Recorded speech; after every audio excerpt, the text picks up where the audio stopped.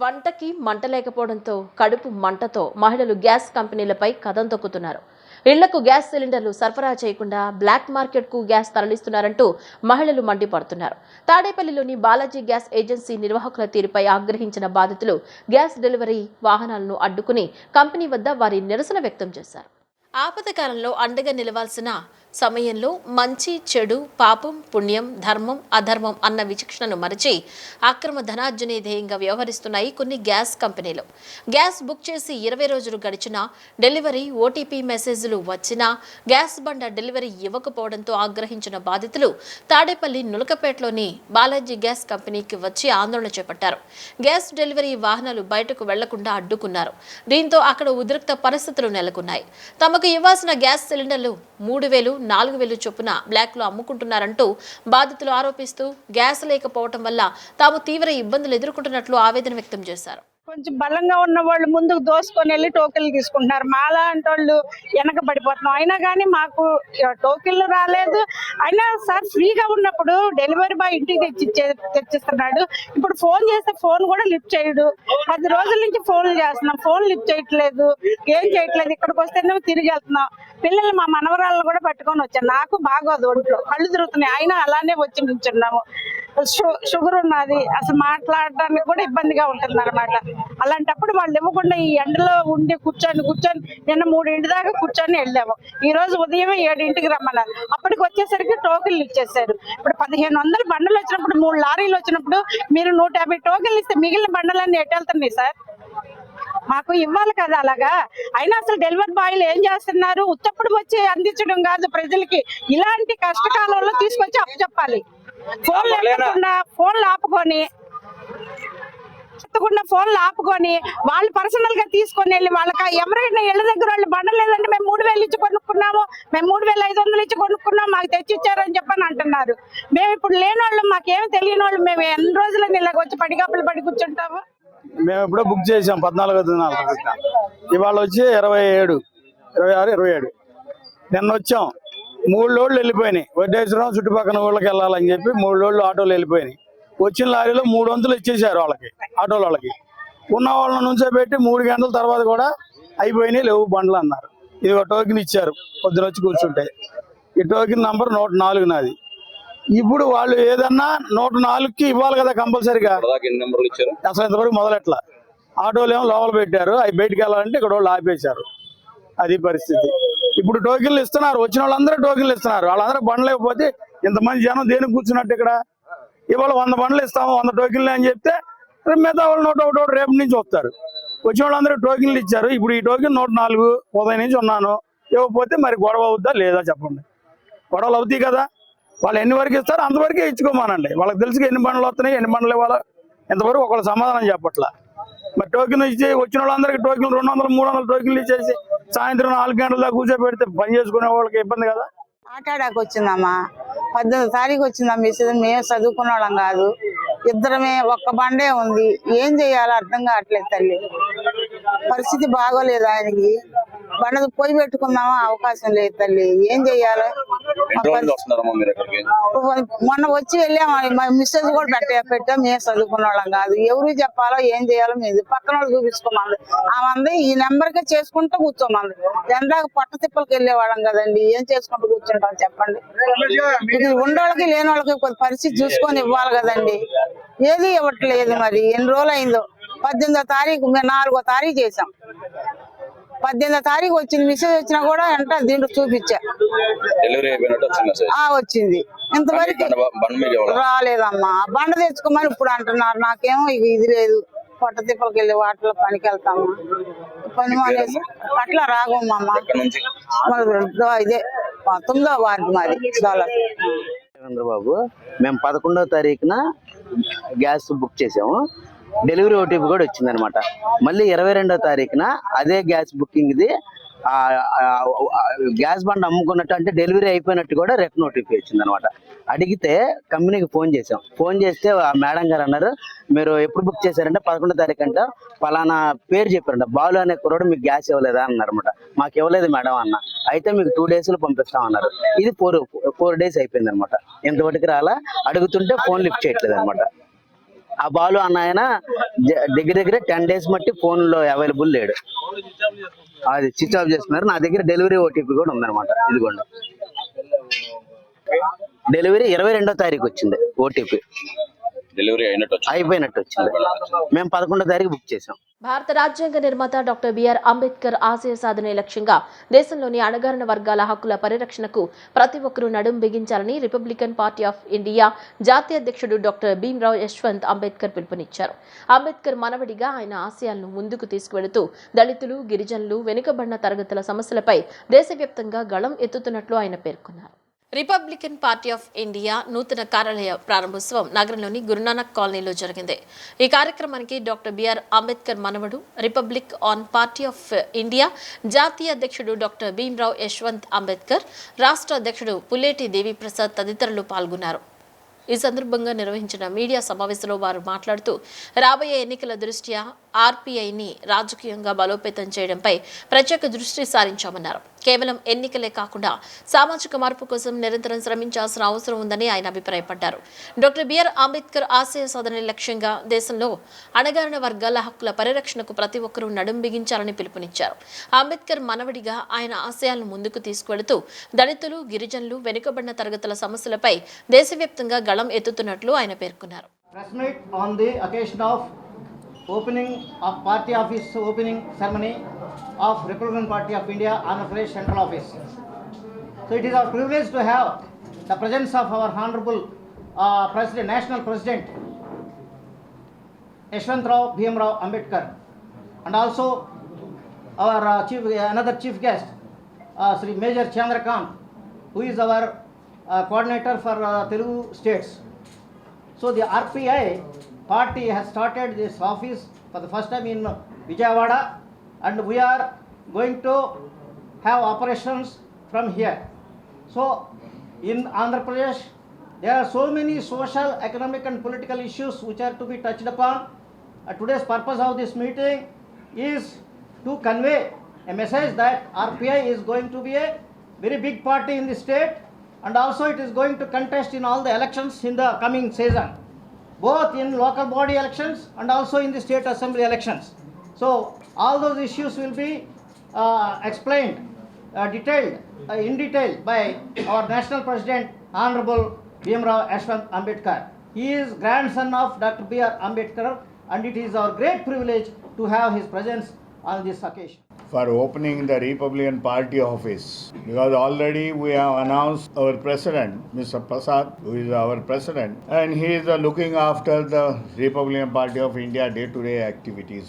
In meantime, I am personally so many times visited the Andhra Pradesh. I have conducted the meetings in various district places are there, and I come to know that this is party will be great future in the Andhra Pradesh, because the peoples are the large number of peoples are very followers of the Dr. Babasaheb Ambedkar. They are in lakhs and crores, because last year I have inaugurated the 5 to 7 statues here in various district and village level, and that function the thousands of people are gathered over there chanting the name of Dr. Babasaheb Ambedkar and Jai Bhim like that one. So I seriously think that the Andhra Pradesh, I told my president Devi Prasad ji to open the party office. The organizations must have their party office so that the communications will be to the common people will be get. There are the certain issues we are facing here in the Andhra Pradesh.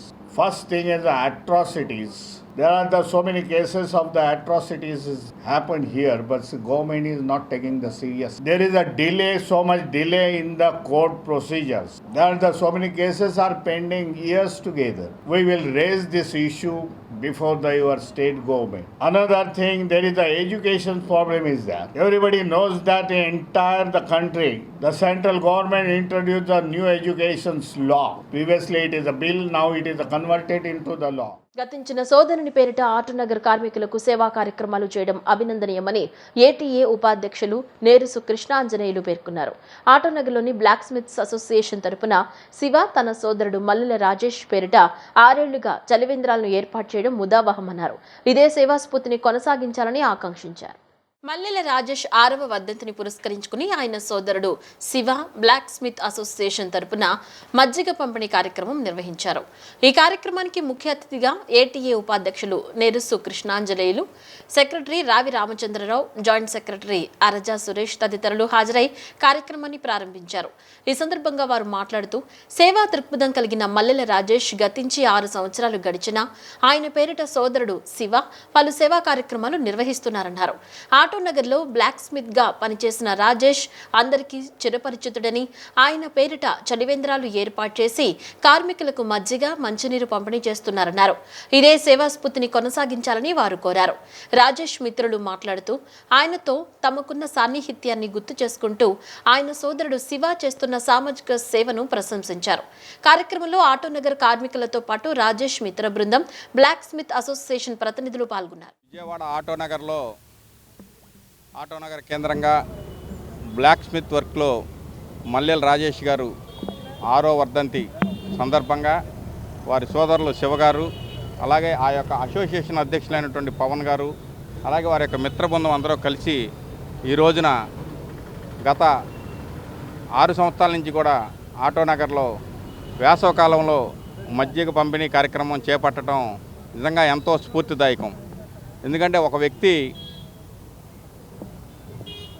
భౌతికంగా లేని తర్వాత కూడా ఆ వ్యక్తి పేరు మీద ఇన్ని కార్యక్రమాలు జరుగుతున్నాయంటే దానికి కారణం ఆ వ్యక్తికి వీళ్ళ మీద వేసినటువంటి బలమైనటువంటి ముద్ర.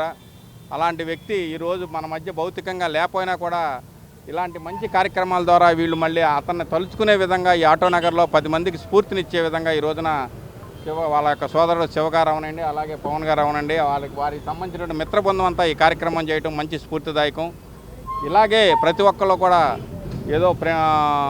ఏదో మన మధ్య వ్యక్తులు ఉన్నప్పుడు కాకుండా తర్వాత కూడా వాళ్ళు గుర్తుపెట్టుకునే విధంగా కార్యక్రమాలు చేసి ప్రజలను మన్నలు పొందాలని, అందులో ఈ కార్యక్రమానికి ముఖ్యంగా ఈ రోజున మా యొక్క ఏటీఏ సెక్రటరీ గారు అయినటువంటి రావి రామచంద్ర గారు, అలాగే ఇక్కడికి వచ్చేసినటువంటి పెద్దలందరూ కూడా, అలాగే ఇప్పుడు పవన్ గారు దీనికి సంబంధించినటువంటి బ్లాక్ స్మిత్ అసోసియేషన్కి, అలాగే మెకానిక్ గారు అయినటువంటి తోట పవన్ గారు, వీళ్ళందరూ రావడం ఏంటంటే ఆ వ్యక్తి వీళ్ళల్లో నింపినటువంటి బలమైనటువంటి ముద్ర, ప్రేమ, ఆప్యాయతలు.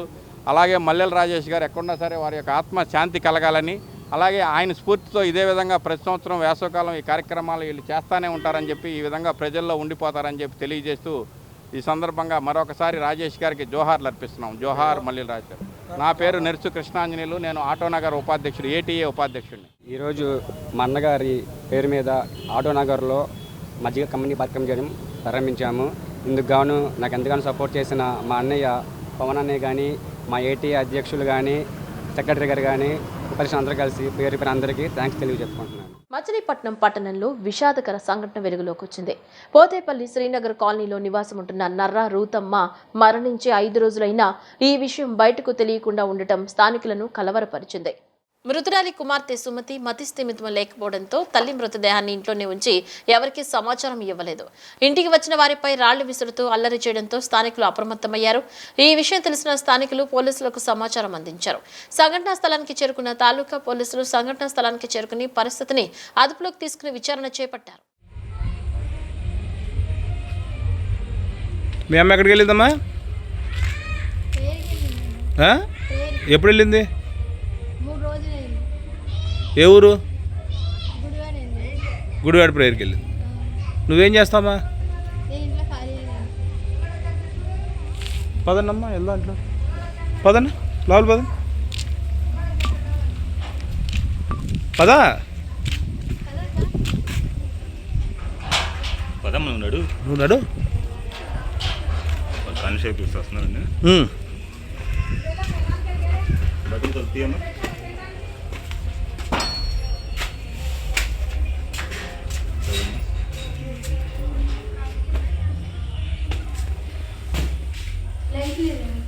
ఏ లైట్ అయ్యి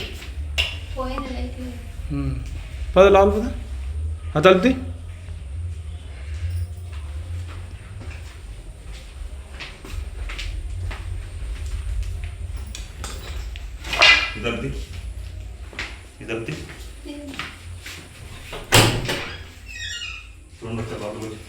లైట్ లేదా గదిలో?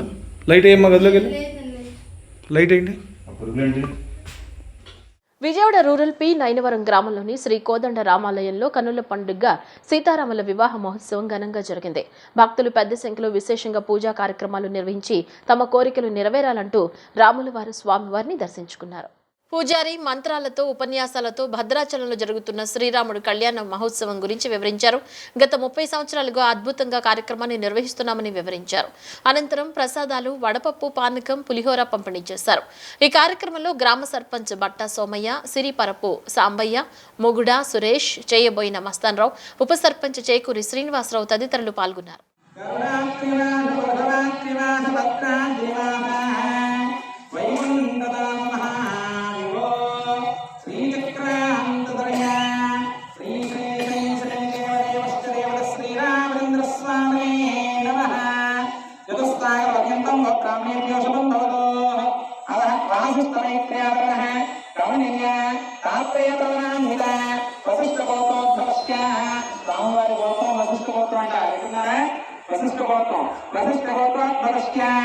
రఘు మహారాజ వర్మనోత్రే స్వామివారి యొక్క ముక్తాది గారి పేరు రఘురామ వర్మన్ అంట.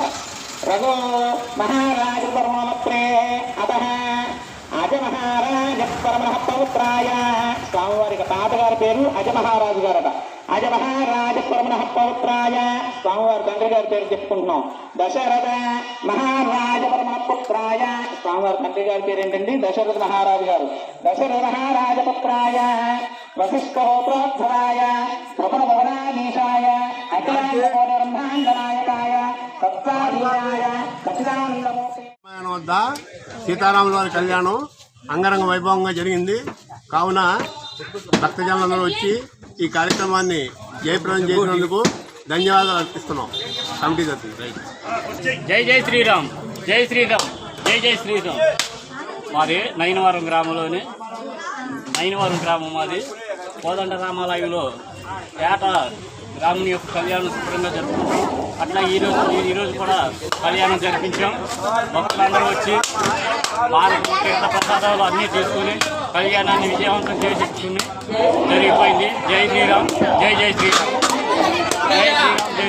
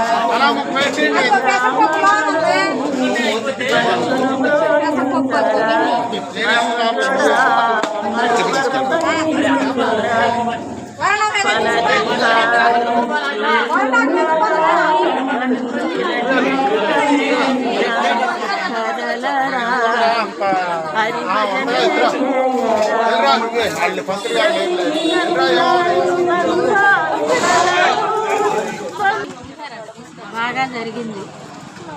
రేట్ల మీద కూర్చున్నాం. ఆ నాయన చల్లగా చూడాలి. ఆ గుడి కూడా తొందరగా తయారయ్యేటట్టు చెయ్యాలి. దయచేసి ఆ గుడి తయారయ్యేటట్టుగా కోరుకోవాలి. అది ఆ కోరిక. శ్రీరామనవమి చేస్తున్నాం కాబట్టి మా గ్రామ ప్రజలందరూ కూడా సంతోషంగా ఆరోగ్యాలతో తొలుతున్నారు. శ్రీరామనవమి ప్రతి సంవత్సరం చేస్తున్నాము. ఈ రామాలయం గుడి పడేసాము. బాలమందిరంలో చేసి మేము సంతోషంగా శ్రీరామనవమి చేసుకుంటున్నాం. దీనికి ప్రజలందరూ కూడా సహకరిస్తున్నారు. ధన్యవాదాలు. బులెటిన్ ముగించే ముందు హెడ్లైన్స్ మరోసారి.